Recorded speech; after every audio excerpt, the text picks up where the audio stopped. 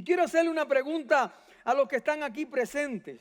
¿Cuántos de ustedes aman a sus familias y harían todo lo que hubiera que hacer por ellas? A ver, levanté 4 manos, 5, 6, 7. No, ahora sí ya todo ya. Voy a hacer la pregunta de nuevo. ¿Cuántos de ustedes aman a su familia en tal nivel que harían todo lo que hubiera que hacer por ellas? Ahora sí ya. ¿Cuántos de los que están aquí tenemos un entendimiento acerca del cielo, del infierno, de la salvación eterna o de la perdición eterna? ¿Cuántos tenemos un entendimiento? Ahí está. Si usted entiende las decisiones y el estilo de vida que lleva a una persona al lugar del cielo o lleva a una persona al lugar del infierno, si usted entiende eso, no solamente usted lo está entendiendo para usted mismo, sino que también lo está entendiendo para las otras personas, para su familia. Así que si yo quiero ir al cielo, yo quiero que mi familia también vaya al cielo. Pero si yo no quiero ir al infierno y yo amo a mi familia, yo no quiero que mi familia vaya al infierno. Pero si yo no le hablo a mi familia acerca de la posibilidad de que entregando su corazón, su vida a Jesús, la persona vaya directo al cielo, por consecuencia estoy descuidando esa posibilidad linda de que Dios me use como un instrumento para ayudar a que mi familia llegue al cielo y no vaya al infierno. Así que es una alta responsabilidad que tú y yo tenemos de ser instrumento de la gracia y el favor de Dios para hablarle a mi familia porque la amo, para que mi familia vaya al cielo y evite ir al infierno. He titulado el mensaje de esta mañana: beneficiarios de la gracia previniente e instrumentos de reconciliación. Yo no quiero el infierno para mí. ¿Sí? Yo no quiero el infierno para mí. Yo no quiero el infierno para mi familia. Es mi responsabilidad cuidar mi salvación con temor y temblor. Cuidar mi salvación con temor y temblor, pero es mi responsabilidad ayudarles a ellos a que alcancen salvación. Si yo no le hablo, yo estoy descuidando que ellos decidan por sí mismos y en su ignorancia ir al infierno. ¿Cómo yo puedo decirle a mi familia que yo los amo si no evito que vayan al infierno? ¿Cómo le puedo decir que los amo? A menos que yo cínicamente les mienta en la cara y le diga, te amo. Y sin embargo no le hable de la existencia de un infierno o de la posibilidad de entrar al reino de los cielos. Yo tengo que definir si yo amo a mi familia o si no las amo. Quiero invitarle al libro 2 de Corintios. Yo no quiero darle mi opinión, quiero que pueda entender lo que dice la Biblia. Miren esa diapositiva que mi esposa preparó. Parece un papel estrujado, parece una carta, no fue escrito a mano, es una letra de la computadora. Dice 2 de Corintios capítulo 5, el versículo 18 al versículo 20. Me avisa cuando lo tenga, ¿está listo? Si usted no tiene ese teléfono donde bajó la Biblia, está pagando el servicio de telefonía por gusto. Entonces, si no, busque una Biblia de papel y allí ráyela, márquela con marcador transparente de esos de los que resaltan bastante. Dice la Biblia, vamos a leerlo en el nombre del Padre, del Hijo y del Espíritu Santo. Verso 18, ¿estamos listos? Todo esto proviene de Dios. El versículo 17 no se lo puse, pero habla de la nueva vida en Cristo. Y esa nueva vida en Cristo proviene de Dios, ¿sí o no? ¿Está de acuerdo?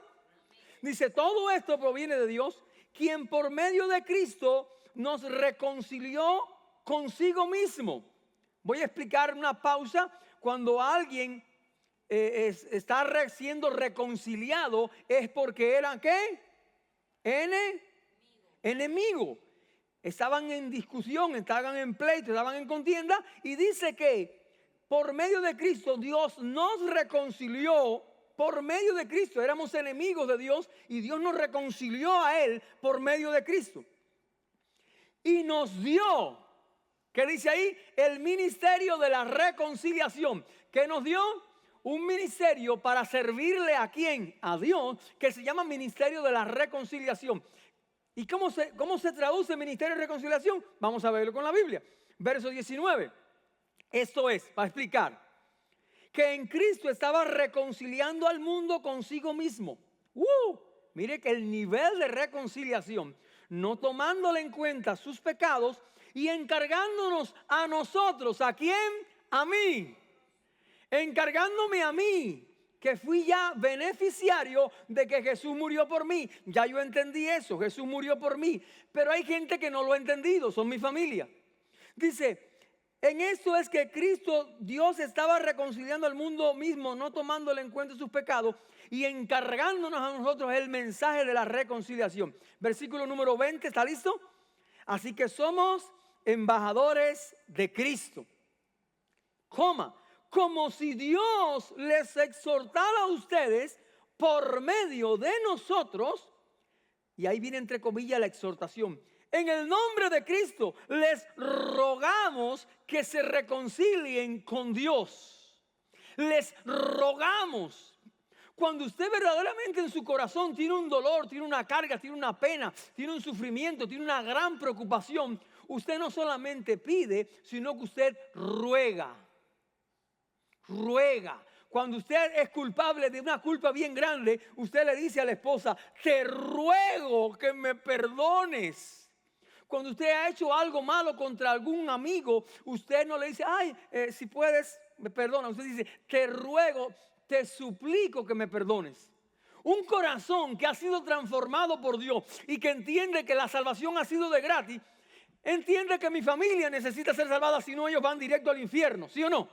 Entonces, nuestra posición como hijos de Dios, de haber entendido que somos salvos gratis por la gracia de Jesucristo, tenemos que rogarle a nuestra familia, por favor, te ruego, reconcíliense con Dios. Ellos al momento dirán, ¿de qué reconciliarme? ¿De qué cosa? Yo soy un hijo de Dios. Ellos no han entendido que son enemigos de Dios. No lo han entendido. Así que nuestra responsabilidad es suplicarle que se reconcilien con Dios. Y cuando miramos atrás y reflexionamos en toda nuestra vida, nos damos cuenta de que nosotros no llegamos a Cristo, ninguno de nosotros llegamos a Cristo por méritos propios. No llegamos a Cristo no por nuestra sabiduría humana, no éramos porque éramos más sabios que el resto de la gente. No llegamos a Cristo por nuestra búsqueda espiritual. No nos levantamos un día por la mañana así abrimos los ojos. Déjame enamorarme de Jesús. Déjame creer en Dios y aceptar a Jesús para que Él me cambie la vida. No llegamos aquí porque éramos personas muy morales. Teníamos muchos conceptos éticos, morales muy perfectos. Fue Dios mismo el que creó circunstancias. Fue Dios mismo el que nos acercó a personas cristianas cerca de nosotros para que nos hablaran. ¿Te acuerdas? ¿Te acuerdas que te puso una persona cristiana para que te hablara de Cristo? ¿Te acuerdas? Dios permitió que llegara una enfermedad.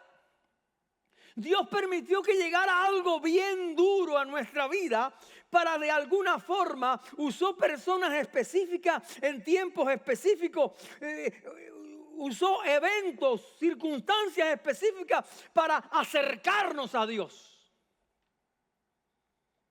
Aún cuando nosotros no teníamos ni la más ligera intención de acercarnos a Dios, Dios se acercó a nosotros. Aun cuando nosotros no entendíamos que teníamos necesidad de Dios, nosotros no teníamos ni el mínimo interés por ser cristianos, antes de nosotros reconocer nuestra bancarrota espiritual, antes de nosotros reconocer el peso de la culpa que teníamos porque no entendíamos lo que era la palabra pecado, no entendíamos lo que significaba ofender a Dios, nosotros no entendíamos que éramos rebeldes. Nosotros no entendíamos que éramos egoístas, autosuficientes, que éramos desobedientes. Nosotros no entendíamos eso, pero Dios sí lo sabía. Y aún así, Dios se acercó a nosotros. Dios nos buscó a nosotros antes que nosotros lo buscáramos a Él. Eso que le acabo de decir, en la doctrina de la iglesia, se llama gracia previniente. Dios se adelanta al pecador antes del que el pecador entienda que necesita de Dios. Dios se acerca al pecador antes que el pecador le pida a Dios auxilio. Antes de que a alguien se le ocurra decir, Señor Dios, ayúdame, Dios ya iba creando circunstancias, moviendo los hilos para acercarnos a ti, a mí, al Señor. Piénselo en tu historia personal. ¿Cuántas veces Dios permitió crisis? Y tú decías, ¿por qué me pasa esto? Acuérdate que era cuando no eras cristiano. ¿Por qué me pasa esto? Días que tú decías, tengo preguntas que no tienen respuesta, no sé cómo se resuelve esto, no tengo la experiencia. Tengo la sensación de que estoy yo vacío por dentro. Pero Dios seguía ahí. Dios no perdió la paciencia. Dios seguía insistiendo para de alguna forma acercarnos a ti y a mí. Pero nosotros no llegamos a Cristo porque teníamos un buen corazón. Nosotros no nos acercamos a Jesucristo porque éramos personas buenas, sino que el amor soberano de Dios se acercó a nosotros, aun cuando nosotros éramos indiferentes a Dios. Aun cuando nosotros éramos hostiles a Dios. ¿Sabe lo que es la palabra hostil? Cuando nosotros rechazábamos a los cristianos. Cuando nosotros nos burlábamos de los cristianos. Cuando nosotros ofendíamos a los cristianos. Cuando nosotros no queríamos saber nada ni de Dios, ni de la iglesia, ni de nada. Aún ahí, Dios se acercó a nosotros. Mire cómo es que el libro de Efesios lo dice de manera espectacular. Efesios capítulo 2, versículo 8 al 9. Porque por gracia somos salvos por medio de la fe. Y esto no nos corresponde a nosotros. Eso es un regalo de Dios. La salvación es por fe. Es un regalo de Dios.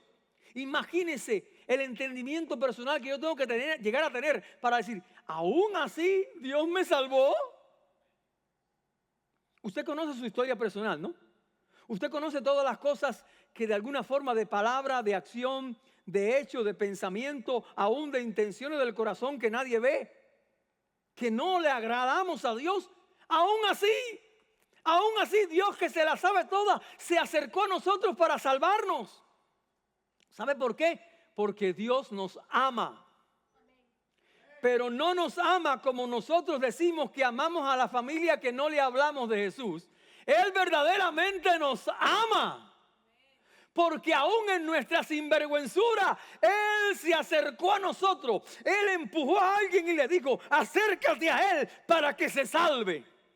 Dios permitió circunstancias. Voy a permitir esta circunstancia para que se salve. Para que grite al cielo. Para que clame auxilio. ¿Por qué? Porque Dios nos ama. Y nos ama de verdad. Porque Dios nos alcanzó cuando todavía éramos tan torpes que teníamos una incapacidad natural de entender la necesidad que tenemos de Dios. Muchas personas no entienden la necesidad que tienen de Dios. Muchas personas su entendimiento no le da para eso. Pero aún así, el libro de la carta a los Romanos en capítulo 5, versículo 8, dice algo extraordinario que respalda eso. Mas Dios muestra su amor para con nosotros, que aun siendo pecadores, Cristo murió por nosotros. Así que Él no solamente se acercó a ti y a mí para rescatarnos de nuestra inmundicia, sino que Él murió para que legalmente tú y yo fuéramos perdonados. El asunto está que después que nosotros recibimos ese perdón, a veces nos acostumbramos a, como que mentalmente dicen, no, ya yo soy salvo, ya yo soy perdonado, ya yo voy al cielo, ya yo tengo vida eterna garantizado, pórteme como me porte, sea fiel o no sea fiel, sea comprometido o no sea comprometido, no importa, ya yo un día hice una oración de fe, ya un día declaré con mi boca que Jesús es el Señor. No importa si eso cambia, si mi actitud cambia, si mis prioridades cambian. No importa. Ya yo soy salvo. La Biblia dice que tenemos tú y yo los que... A ver, levántame la mano los que están interesados en ir al cielo. Los que están interesados en la salvación. Tú y yo tenemos la necesidad de cuidar nuestra salvación con temor y temblor. Con la misma intensidad, con la misma pasión, con el mismo dolor que si un hijo de nosotros agarra fiebre y tú dejas de dormir porque tú necesitas cuidar la fiebre de tu niño, ¿sí o no? Y si de momento hay que dar una medicina y el niño no quiere, tú le das la medicina porque se sana, porque se sana. ¿Por qué? Porque lo amas, por amor. Tú y yo fuimos beneficiarios de ese amor. Tú y yo valemos mucho para Dios. Tú y yo tenemos un valor muy grande para el Señor. Tú y yo valemos tanto para Dios como a veces nosotros mismos ni sabemos cuánto valemos. Porque como uno no entiende que el peso de todo el pecado de la humanidad, incluyendo el mío, cayó sobre la responsabilidad de Jesús. Y allí Jesús, cuando fue crucificado, que le metieron clavo, que le metieron lanza, que le metieron látigo, que le metieron golpe, estaba sufriendo una muerte horrible física, porque tú y yo valemos mucho para Dios. Aún sin merecerlo, Él dio su vida por nosotros. Nosotros éramos ciegos a las cosas de Dios. Nosotros éramos sordos a las cosas de Dios. No es que no tuviéramos la capacidad física de oír, es que no queríamos oír de Dios. No queríamos oír de Él. Éramos duros de corazón. Pero a pesar de eso, Dios mismo creó circunstancias para a la fuerza abrirnos nuestros ojos espirituales. ¿Por qué? Porque Dios me ama, ¿sí o no? ¿Dios te ama? Aprende a vivir como una persona que es amada por Dios. Entiende que Dios te ama. Mire, el hijo pródigo, del cual predicaban Lazarita y Laura en la semana pasada, él no regresó a la casa del Padre por voluntad propia. Él regresó a la casa del Padre porque el Padre que está en los cielos, permitió hambruna, permitió escasez para que en su desesperación él deseara regresar al Padre.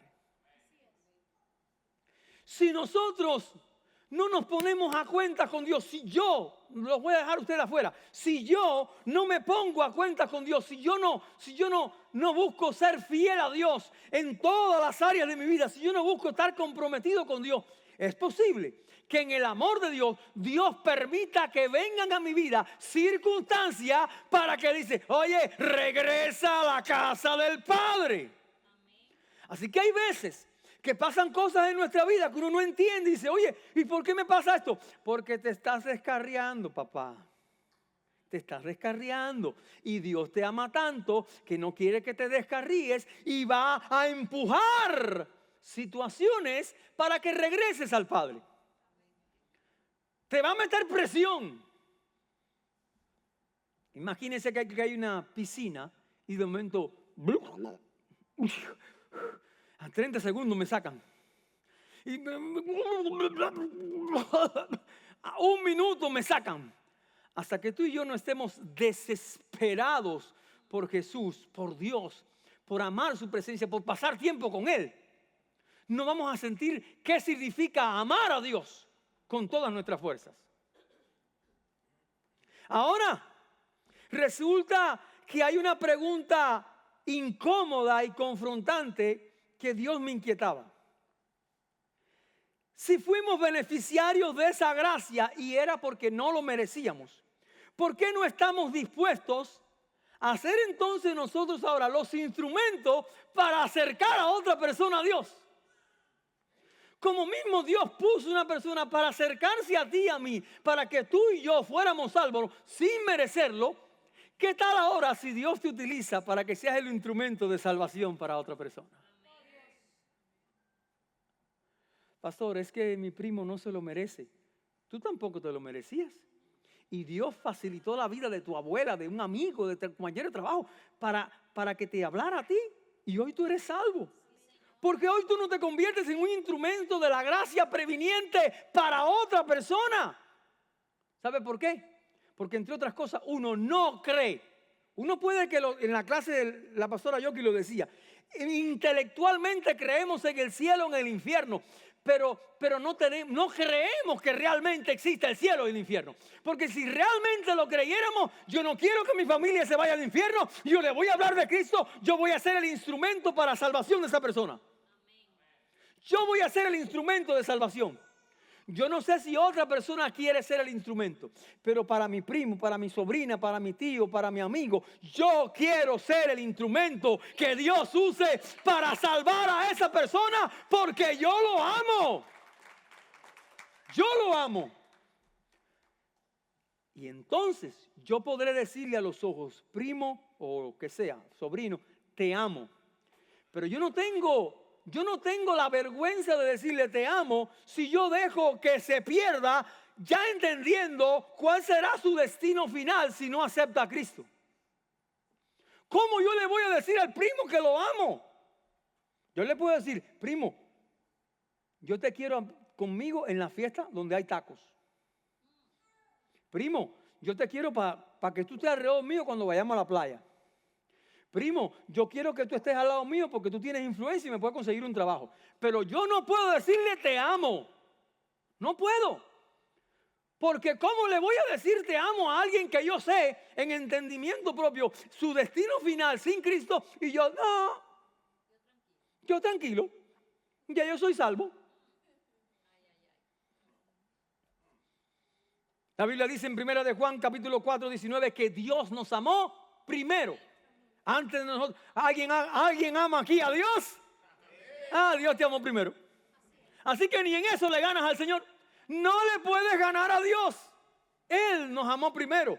Él nos atrajo hacia Él con lazos de amor. Él nos amó, Él nos perdonó aun cuando nosotros estábamos muertos en nuestros delitos y en nuestros pecados. Ahora, ¿qué viene después? Después que yo lo entiendo, tenemos un llamado a ser instrumentos de la gracia de Dios. No nos basta con celebrar nuestra salvación. No nos basta con alegrarnos, gozarnos, ser felices en el entendimiento. Soy salvo. No nos basta con eso. Tú y yo manifestamos el amor de Dios, el amor con el que Dios ese mismo amor, cuando entra aquí, lo manifestamos cuando amamos a otra persona en la misma proporción. Si Dios derramó su amor en mí, yo tengo algo que yo no, por mí mismo no tendría. Yo tengo en mi corazón, ¿qué? El amor de Dios, ¿sí o no? Si el amor de Dios está en mí, ya no es mi amor por el primo. Es el amor de Dios que está en mí por el primo.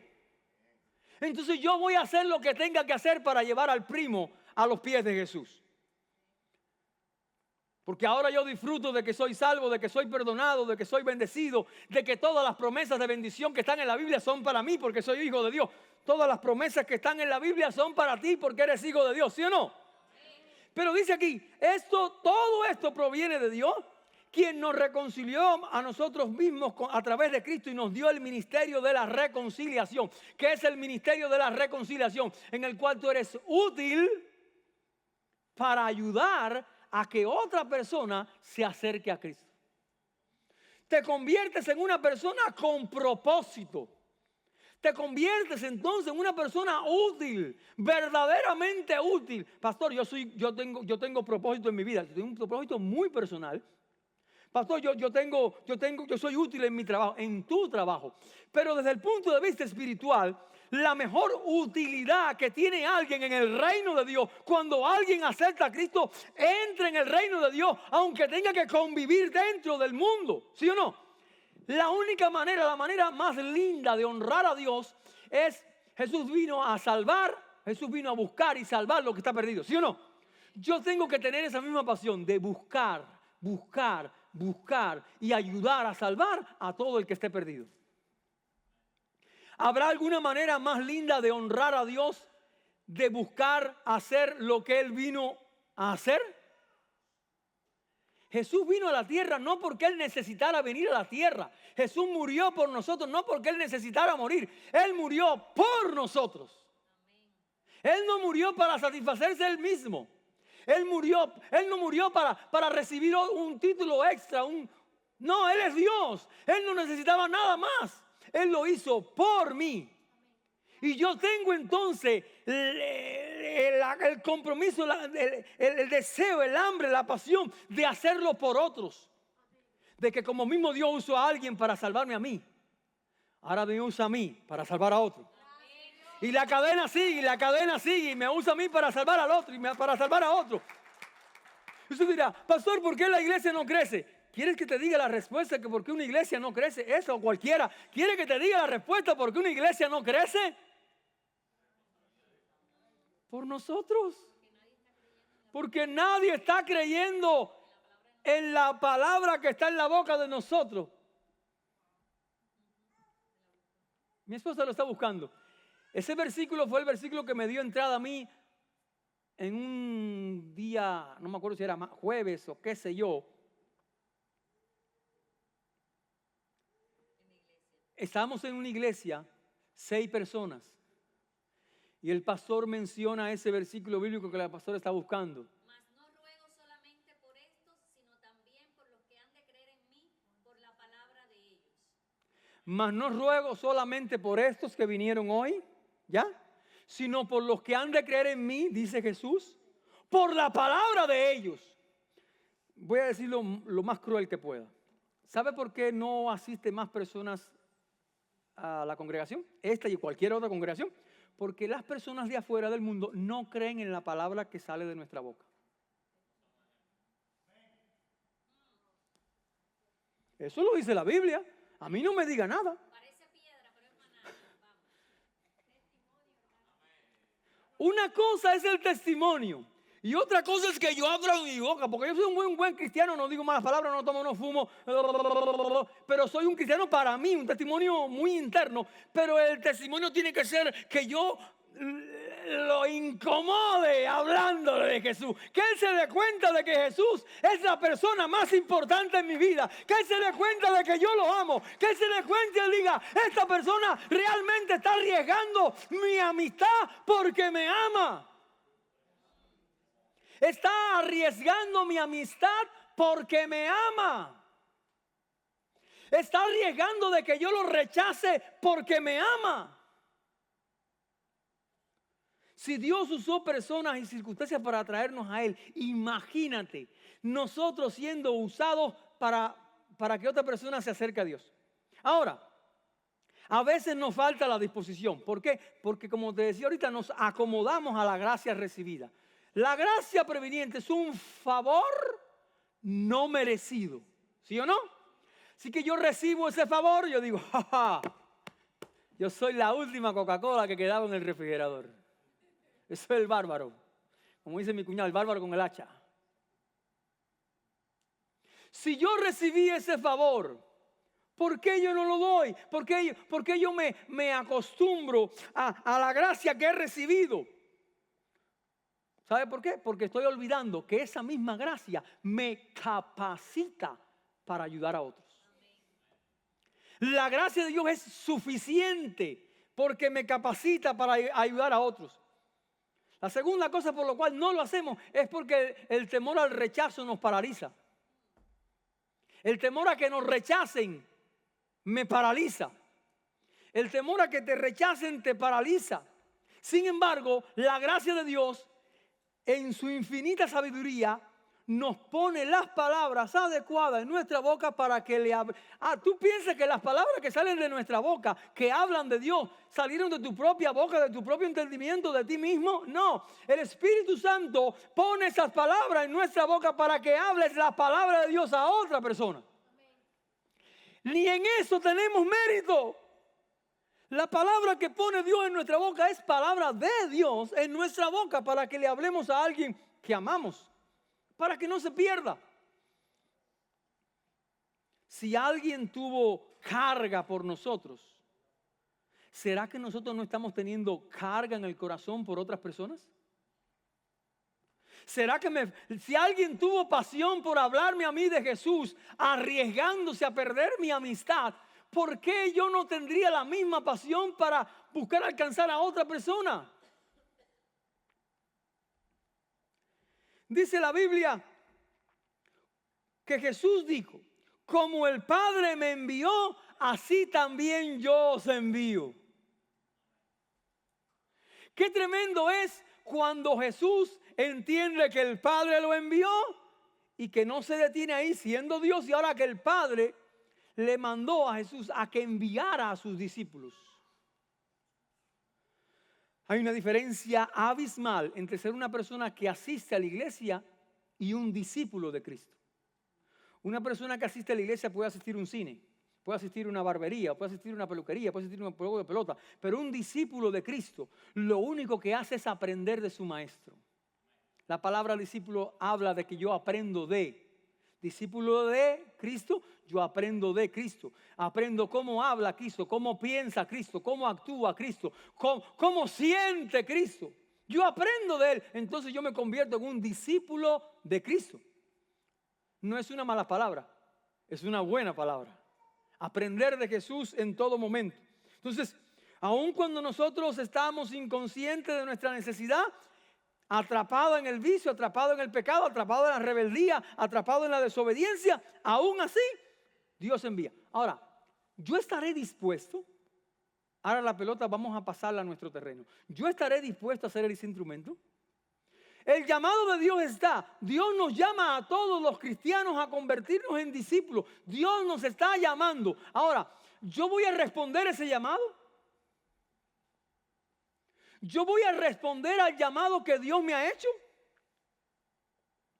Porque si yo entiendo el asombroso amor que Dios ha tenido por mí, ¿cómo yo no lo tendría por otra persona? Yo quiero convertirme en un canal de bendición para otras personas. Yo quiero convertirme en un instrumento de bendición para otra persona. Yo quiero convertirme, yo decido convertirme. Yo voy a responderle al Señor. Imaginemos cuando lleguemos delante del trono de Dios. Toda persona va a llegar delante del trono de Dios.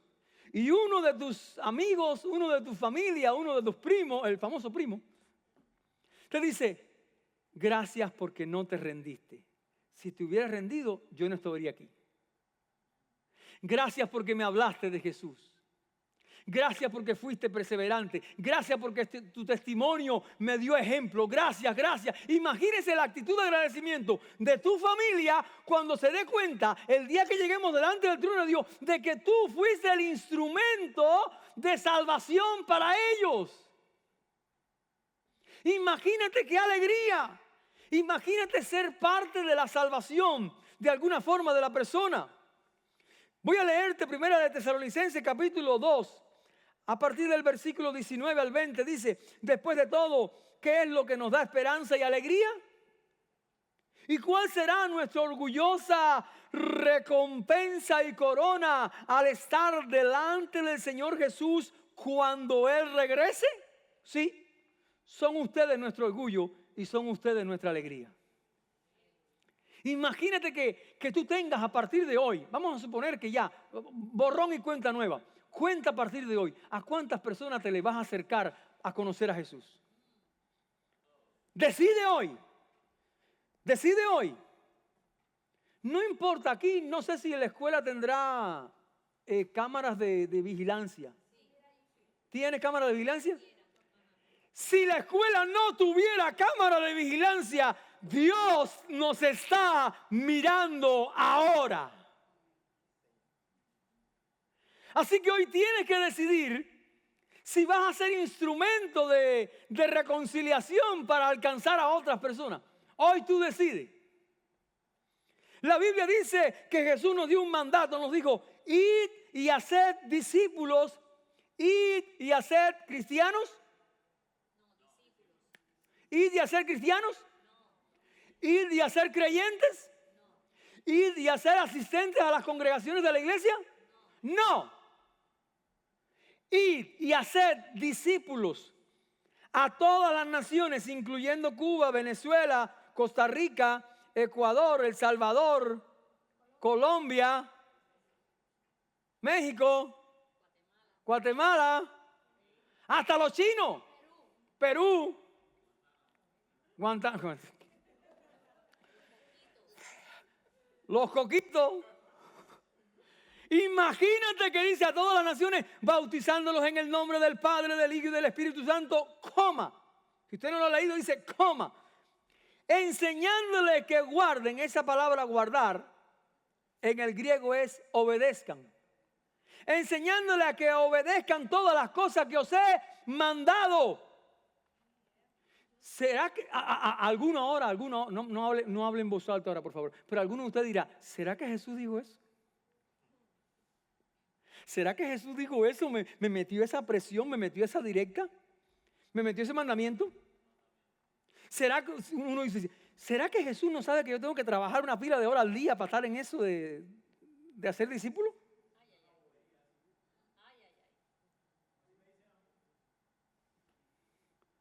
Jesús ignora que yo tengo que trabajar para ganar dinero para mis vacaciones.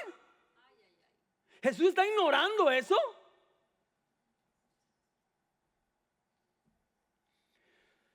Dios quiere que tú y yo nos convirtamos en un instrumento, en el mismo instrumento de gracia que Dios usó para salvarnos a nosotros, que nosotros ahora nos convirtamos en un instrumento para salvar a otros.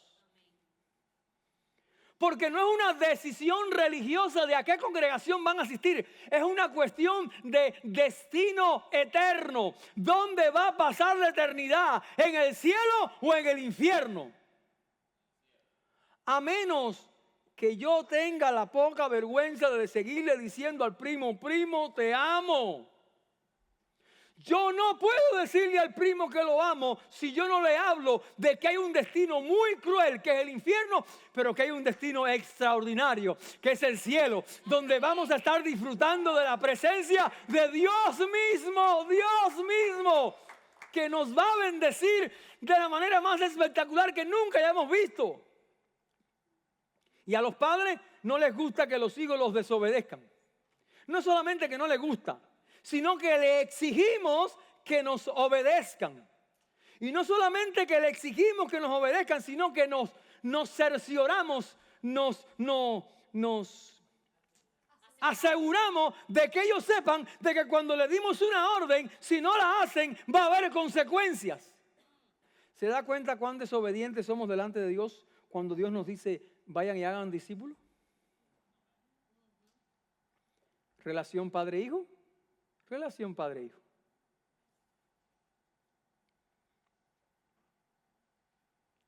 Dice el libro de Daniel, el profeta Daniel, capítulo 12, versículo 3, dice, los sabios resplandecerán con el brillo del cielo, los que guían a muchos en el camino de la justicia brillarán como las estrellas por toda la eternidad.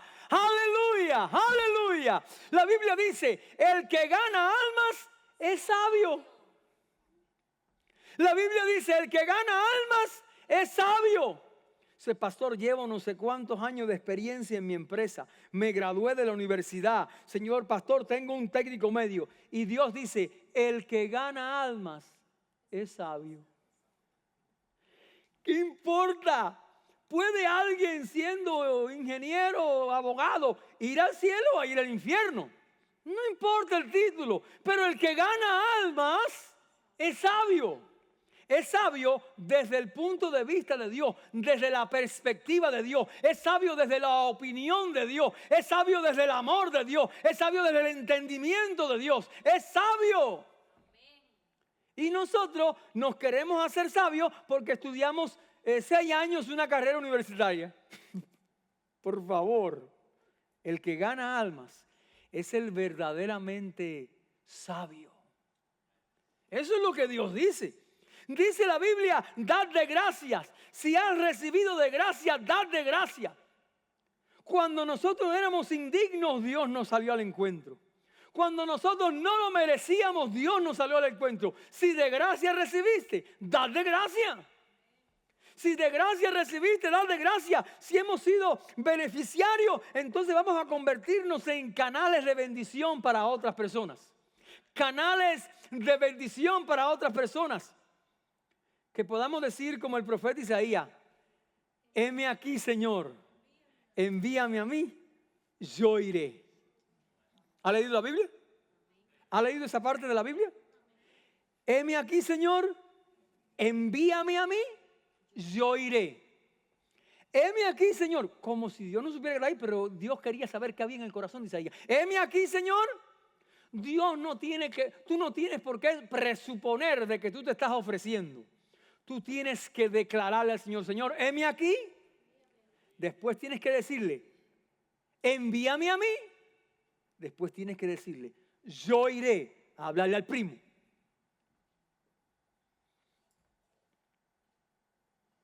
Jesús habló más del infierno que del cielo en toda la Biblia. ¿Sabes por qué? Porque Jesús sabía lo que estaba en juego. Jesús sabía lo que estaba en juego. Yo quiero ser instrumento de Dios para que alguien no solamente se salve, sino ser el instrumento de Dios para acompañarlo en su proceso de crecimiento. Invité a Robert a la iglesia. Cuando el pastor pregunte, ¿alguien ha traído a alguien nuevo? Dice Robert, bueno, el pastor me trajo. Ahora yo me acostumbro y me acomodo. Dice, no, ya yo tengo mi estrellita en el cielo. Yo traje a Robert y Robert, si quiere que madure, si quiere que crezca espiritualmente, ya yo cumplí con invitarlo y traerlo. Ya bastante que lo traje. Dios te quiere utilizar a ti y a mí como instrumento para ayudarlos a crecer, para acompañarlos, para fortalecerlos, para cuando la persona se sienta confundida, con duda, para cuando la persona intente desviarse, allí tú estás como un instrumento, tú no eres Dios, como un instrumento de Dios para ayudarlo a crecer, para que el día en que todos estemos en la presencia de Dios, en el juicio de Dios, dice, yo estoy aquí porque Robert me trajo, yo estoy aquí porque Petrona me trajo, yo estoy aquí porque Rafa me trajo, yo estoy aquí porque se ocupó de acompañarme en mi crecimiento. Si hemos sido beneficiarios de la gracia previniente, ¿cómo será posible no querer ser un instrumento de esa gracia? Tú y yo fuimos alcanzados para alcanzar. Tú y yo fuimos rescatados de nuestra vana manera de vivir para rescatar a otros.